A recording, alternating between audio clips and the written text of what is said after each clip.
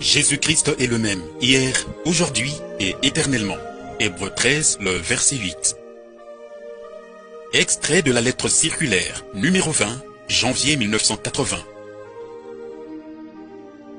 Pour la fin de l'année.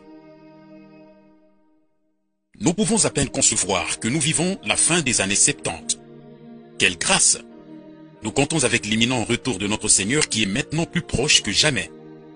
Pour ce qui est du temps et de l'heure de ce grand événement, nous nous en remettons à Dieu.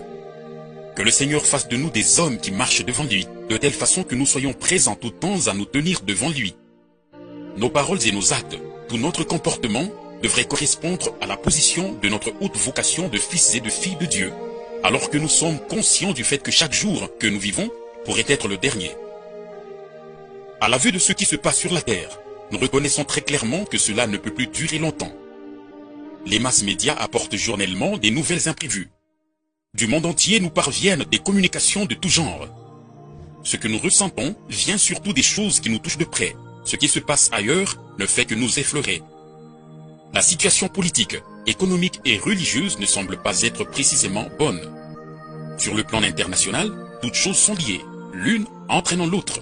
Et par un faux pas ou une erreur, la population du monde entier peut être précipitée dans la ruine et le chaos.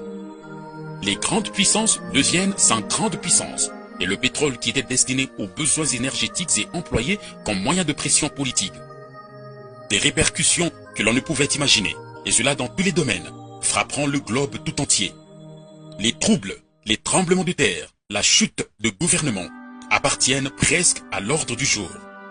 En vérité, la paix est enlevée de la terre, car les apparences de paix ne trompent pas face aux réalités. Des crises de toutes sortes parcourent le globe terrestre, et l'Église, comme Israël, n'en sont pas préservées. Au contraire, l'ennemi mortel de l'humanité dirige sa colère directement sur eux deux, parce que Dieu les a élus. Nous n'avons pas affaire à de méchants gens, mais au malin Satan, qui règne sur eux avec ses puissances de ténèbres. Mais il est certain qu'à la fin, c'est notre Dieu qui manifestera sa victoire sur toutes choses. Amen. Plusieurs événements sont annoncés pour les années 80, que ce soit au sujet de certaines planètes et constellations ou concernant des changements politiques et religieux. Il est vrai que nous en tenons compte. Cependant, nous dirigeons toute notre attention sur la parole de notre Seigneur. Quand ces choses commenceront à arriver, redressez-vous et levez vos têtes, parce que votre délivrance approche. Luc 21, le verset 28. Nous avons en vue la plus grande et la plus merveilleuse des promesses, laquelle est celle du retour de notre Seigneur Jésus-Christ. Tout ce qui peut arriver avant ou après l'enlèvement, personne ne peut le dire, et cela n'a pas non plus de signification spéciale pour nous. Nous serons pour toujours avec le Seigneur, et c'est ce qui nous console.